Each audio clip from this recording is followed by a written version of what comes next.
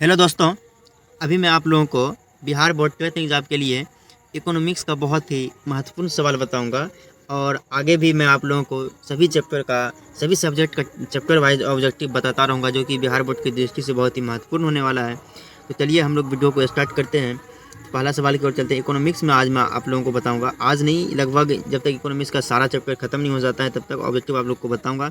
ये मैं 5 वीडियो में सारा चैप्टर ऑब्जेक्टिव का ख़त्म कर दूँगा। ठीक है, आप लोग ऐसे ही बने रहिए हमारे चैनल पर और हमारे इस वीडियो को देखते रहिए और अपने दोस्तों के पास शेयर करते रहिए। चलिए पहला सवाल की ओर हम लोग बढ़ते हैं। पहला सवाल है, इनमें किसको प्राथमिक क्षेत्र भी कहा जाता है? इनमें किसको प्राथमिक क्षेत्र भी कहा जाता है? तो किसको कहा जाएगा? कृषि क्षेत्र को प्राथमिक क्षेत्र भी कहा जाएगा। ठीक है, पहला सवाल है कि इनमें किसको प्राथमिक क्षेत्र भी कहा जाता है? ऑप्शन है सेवा क्षेत्र, कृषि क्षेत्र, औद्योगिक क्षेत्र, none of this. None of this का मतलब है इनमें से कोई नहीं। जिसका सही जवाब हो जाएगा ऑप्शन नंबर बी, कृषि क्षेत्र को सेवा क्षेत्र, सॉरी, प्राथमिक क्षेत्र कहा जाएगा। अगला सवाल, दूसरा सवाल है, इनमें से इनमें से देश में मिश्रित अर्थव्यवस्था, मतलब कौन से देश में जो है मिश्रित अर्थव्यवस्था पाई जाती है? तो मिश्रित अर्थव्यवस्था सिर्फ और सिर्फ हम लोग जानते हैं कि हमारे भारत में ही पाई जाती है। तो उसका ऑप्शन नंबर हो जाएगा सी, सही जवाब। ठीक है, अगला सवाल की ओर हम लोग बढ़ते हैं। अगला सवाल है, भारत में योजना आयोग का गठन कब किया गया था? भारत में जो है योजना आयोग का गठन कब किया गया था? जिसका सही जवाब क्या होगा आप लोग बताइए, कमेंट में आप लोग बता सकते हैं। ऑप्शन नंबर ए है 15 मार्च 1950, ऑप्शन नंबर बी है 15 सितंबर 1950 और सी है 15 अक्टूबर 1950 और डी है नन ऑफ दिस, यानी इनमें से कोई नहीं। इसका सही जवाब हो जाएगा आप लोगों का, भारत में योजना आयोग का जो गठन हुआ था वो 15 मार्च 1950 ईस्वी को हुआ था। ऑप्शन नंबर ए हो जाएगा इसका सही जवाब। ठीक है, अगला सवाल है, जिस देश का राष्ट्रीय आय अधिक होता है वह देश क्या कहलाता है? जिस देश का राष्ट्रीय आय अधिक होगा वाकई वो देश क्या कहलाएगा? विकसित कहलाएगा। क्या होगा? विकसित कहलाएगा। जिसका कम होगा वो विकसित होगा। और जो विकसित है, जहाँ पे जैसे हमारा भारत देश है, वो अर्ध विकसित है, अभी विकसित नहीं उसका नहीं हुआ है। अगला पांचवा सवाल, इनमें से किसे पिछड़ा राज्य कहा जाता है? इनमें से किसे पिछड़ा राज्य कहा जाता है? मैंने आप लोगों को बताया बीमारू राज्य। बीमारू राज्य में ये पंजाब और केरल नहीं आते हैं, सिर्फ और सिर्फ बिहार है ऑप्शन में। तो ऑप्शन नंबर हो जाएगा इसका सी, सही जवाब हो जाएगा। ये बीमारू राज्य कहा जाता है या पिछड़ा राज्य कहा जाता है। अगला सवाल है, शेयर बाजार की नियामक संस्था। शेयर बाजार की नियामक संस्था क्या है? तो शेयर बाजार की नियामक संस्था सेबी है, जो कि मुंबई में है। क्या है? मुंबई है। ठीक है, भारत का जो मुंबई है वो। अगला सवाल है, भारत में नीति आयोग की स्थापना किस वर्ष हुई? भारत में जो है नीति आयोग की स्थापना वो किस वर्ष हुई? ऑप्शन नंबर ए है जनवरी 1950, ऑप्शन नंबर बी है जनवरी 1951 और ऑप्शन नंबर सी है जनवरी 2015, ऑप्शन नंबर डी है नन ऑफ दिस। यदि आप लोग जानते हैं जवाब दीजिए, नहीं जानते हैं कोई दिक्कत नहीं, घबराने की आवश्यकता नहीं है। ये भारत में जो नीति आयोग की स्थापना हुई थी वो जनवरी जो है 2015 में हुई थी। कब हुई थी? 2015 ईस्वी को, जनवरी 2015 ईस्वी को हुई थी। अगला सवाल है, 8वां नंबर का सवाल है, किस क्षेत्र को तृतीय क्षेत्र भी कहा जाता है? मैंने फर्स्ट क्वेश्चन पढ़ा था किस क्षेत्र को प्राथमिक क्षेत्र कहा जाएगा। प्राथमिक क्षेत्र कहा जाता है कृषि क्षेत्र को, और यहाँ पूछा है तृतीय क्षेत्र। तृतीय क्षेत्र किसको कहेगा? सेवा क्षेत्र को, जो सर्विस देता हो। सेवा क्षेत्र को हम लोग तृतीय क्षेत्र कहेंगे और द्वितीय क्षेत्र को हम लोग औद्योगिक क्षेत्र कहेंगे। ठीक है, द्वितीय क्षेत्र को हम लोग औद्योगिक क्षेत्र कहेंगे और तृतीय क्षेत्र को हम लोग सेवा क्षेत्र भी कहते हैं। अगला सवाल है, अर्थव्यवस्था के किस क्षेत्र से हरित क्रांति संबंधित है? यानी जो अर्थव्यवस्था के किस क्षेत्र से हरित क्रांति मतलब फसल उत्पादन, तो फसल हो जाएगा आपका कृषि क्षेत्र। ऑप्शन नंबर हो जाएगा बी, सही जवाब। इसका क्या हो जाएगा? ऑप्शन नंबर बी बिल्कुल सही जवाब हो जाएगा। अगला सवाल देख लेते हैं। अगला सवाल है, विश्व पर्यावरण एवं विकास आयोग की स्थापना। विश्व पर्यावरण एवं विकास आयोग की स्थापना वो किस वर्ष हुई थी? तो ऑप्शन नंबर ए है 1980, ऑप्शन नंबर बी है 1983, ऑप्शन नंबर सी है 1985, ऑप्शन नंबर डी है 1990। इनमें से आप लोग को जवाब देना है कौन सा सही हो जाएगा। इसका सही जवाब हो जाएगा ऑप्शन नंबर बी, करेक्ट हो जाएगा। ऑप्शन नंबर बी हो जाएगा इसका 1983 ईस्वी में विश्व पर्यावरण एवं विकास आयोग की स्थापना हुई थी। अगला 11 नंबर का सवाल है, समाज की सभी आर्थिक क्रियाओं का योग, समाज की सभी आर्थिक क्रियाओं का योग क्या कहलाता है? तो वो कहलाता है अर्थव्यवस्था। क्या कहलाता है? अर्थव्यवस्था। ना ही उत्पादन कहलाएगा, ना ही विनियोग कहलाएगा और ना ही व्यापार कहलाएगा, बल्कि क्या कहलाएगा? अर्थव्यवस्था कहलाएगा। ऑप्शन नंबर डी हो जाएगा इसका सही जवाब।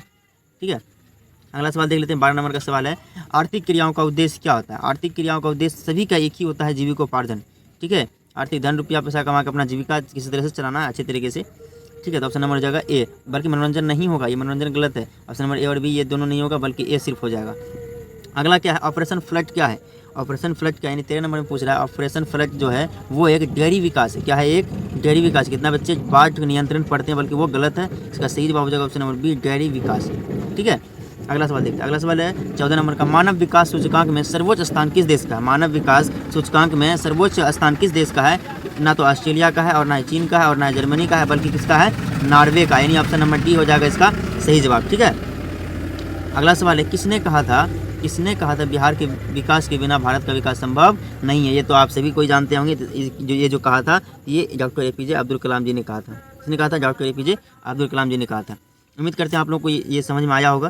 ठीक है, यदि आप लोग को इस तरह का ये आपको PDF पूरा चाहिए और ये PDF भी और इसके साथ आंसर शीट भी, तो कोई दिक्कत नहीं। आप जो स्क्रीन पे नंबर चलेगा उस नंबर पे आप लोग हाई कीजिए व्हाट्सएप पे, मैं आपको PDF सेंड कर दूंगा। सिर्फ उसमें लिखना हाई सर, सेंड में PDF कर देंगे। ठीक है, चलिए अगला सवाल देख लेते हैं हम लोग। अगला सवाल जो होगा देख लेते हैं, अगला सवाल क्या है। अगला सवाल 16 नंबर का सवाल है। 16 नंबर का है, बिहार के किस जिले का प्रति व्यक्ति आय सबसे अधिक है? यानी बिहार के किस जिले का प्रति व्यक्ति आय सबसे अधिक है? तो हम लोग सब जानते हैं बिहार का जो है पटना जिला है, वो हालांकि बिहार की राजधानी भी कहलाती है, सबसे बड़ा जिला है। तो बिहार का जो जिला है पटना जिला जो है उसमें उसकी प्रति व्यक्ति आय सबसे अधिक है। ऑप्शन नंबर ए हो जाएगा इसका सही जवाब। अगला सवाल है, सन 2008 के अनुसार भारत की औसत प्रति व्यक्ति आय क्या थी? सन 2008 के अनुसार भारत की औसत प्रति व्यक्ति आय क्या थी? वो थी 25,494 थी। ऑप्शन नंबर बी हो जाएगा इसका सही जवाब। अगला सवाल देखते हैं। अगला सवाल है, केंद्रीय सांख्यिकी संगठन की स्थापना यानी केंद्रीय CSO जिसको हम लोग बोलते हैं CSO सेंट्रल स्टैटिस्टिक्स ऑर्गेनाइजेशन, इसकी स्थापना जो हुई थी वो 1954 ईस्वी में हुई थी। कब हुई थी? 1954 ईस्वी में। अगला सवाल है, जेनेवा समझौता भी आप लोगों का 1954 ईस्वी में ही हुआ था। अगला सवाल है, भारत में किस राज्य का प्रति व्यक्ति आय सबसे अधिक है? भारत में जो है किस राज्य का प्रति व्यक्ति आय सबसे अधिक पूछे तो वो है गोवा। किस राज्य का है? गोवा। ऑप्शन नंबर हो जाएगा डी हो जाएगा इसका जो प्रति व्यक्ति आय सबसे अधिक है, यानी वहाँ पे जो रहता है व्यक्ति जो मजदूरी करते हैं वहाँ की मजदूरी यानी सबसे ज़्यादा है हमारे भारत में। अगला सवाल है, भारत में वित्तीय वर्ष कहा जाता है, यानी भारत में वित्तीय वर्ष कब से कब तक कहा जाएगा? ऑप्शन नंबर ए है 1 जनवरी से 31 दिसंबर, ये भी गलत हो जाएगा। अगला ऑप्शन है 1 जुलाई से 30 जून तक, ये भी गलत हो जाएगा। अगला सी नंबर देखते हैं, 1 अप्रैल से 31 मार्च, ये हो जाएगा आपका सही जवाब। क्या होगा? 1 अप्रैल से 31 मार्च को क्या कहा जाता है? वित्तीय वर्ष। भारत में जो है वित्तीय वर्ष कहा जाएगा 1 अप्रैल से 31 मार्च। अगला सवाल है, अगला है 21 नंबर का सवाल दिया हुआ है, y बराबर C+I का फार्मूला किसने दिया था? y बराबर C+I का फार्मूला जो दिया था वो जो दिया था प्रोफेसर केन्स ने दिया था। किसने दिया था? प्रोफेसर केन्स ने दिया था। ठीक है, ये केन्स। ऑप्शन नंबर ए हो जाएगा इसका सही जवाब। अगला सवाल देख लेते हैं, PCI का अभिप्राय क्या है? PCI पर कैपिटा इनकम, ये ऑप्शन नंबर ए हो जाएगा। ऑप्शन नंबर बी है per capital income, option number C है पर कैपिटा इन्वेस्टमेंट, और ऑप्शन नंबर डी है नन ऑफ दीज। तो इसका सही जवाब हो जाएगा ऑप्शन नंबर ए हो जाएगा इसका सही जवाब, पर कैपिटा इनकम। क्या है? Per capita income. अगला सवाल देखते हैं। अगला सवाल है, गरीबी एक कैंसर रोग की तरह है, किसने कहा था? यानी गरीबी जो है एक कैंसर रोग की तरह है, वो किसने कहा था? ऑप्शन नंबर ए हो जाएगा इसका सही जवाब, कुजनेट ने कहा था। किसने कहा था? कुजनेट। हालांकि गरीबी को जन्म देती है वो रेगनर नक्स ने कहा था, और गरीबी एक कैंसर रोग की तरह ये कहा था किसने? कुजनेट ने कहा था। अगला सवाल है, आय तथा उपभोग का अंतर क्या कहलाता है? यानी आय तथा उपभोग का अंतर जो कहलाएगा वो बचत कहलाएगा। क्या कहलाएगा? आय तथा उपभोग का अंतर ना तो निवेश कहलाएगा, ना ही राजस्व कहलाएगा, ना तो व्यय कहलाएगा, बल्कि क्या कहलाएगा? बचत कहलाएगा।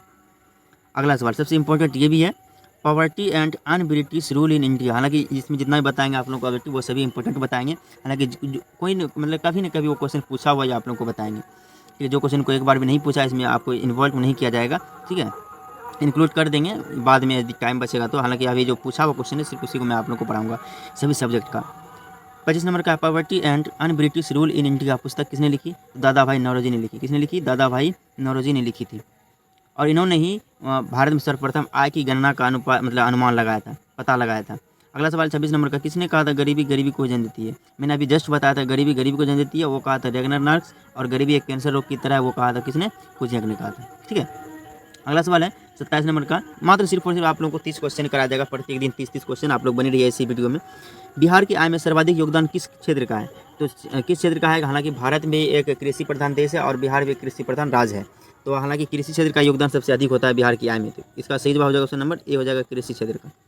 Option number B. अगला सवाल है, दादा भाई नौरोजी ने सर्वप्रथम राष्ट्रीय आय का अनुमान कब लगाया था? इन दादा भाई नौरोजी ने सर्वप्रथम राष्ट्रीय आय का अनुमान कब लगाया था? या option number 1868, option number B है 1968, ऑप्शन नंबर सी है 1878, ऑप्शन नंबर डी है 1998। इसका सही जवाब क्या होगा? तो 1868 हो जाएगा। क्या हो जाएगा? 1868 में इन्होंने सर्वप्रथम राष्ट्रीय आय का अनुमान लगाया था, पता लगाया था। अगला सवाल 29 नंबर का, उत्पादन एवं आय गणना विधि आर्थिक दृष्टिकोण से क्या है? यानी उत्पादन और आय गणना विधि आर्थिक दृष्टिकोण से क्या है? वो सहज भी है, वैज्ञानिक भी है और व्यवहारिक भी है, यानी ऑल ऑफ दीज। इनमें क्या होगा? ऑल ऑफ दीज, ये सभी हो जाएगा। ठीक है, अगला सवाल लास्ट सवाल है, भूमि का पारिश्रमिक क्या कहलाता है? भूमि का पारिश्रमिक यानी भूमि से हम लोग को क्या मतलब पारिश्रमिक मिलता है? तो वो मिलता है लगान के रूप में। क्या मिलता है? भूमि का पारिश्रमिक क्या हो जाएगा? लगान हो जाएगा, जिसको हम लोग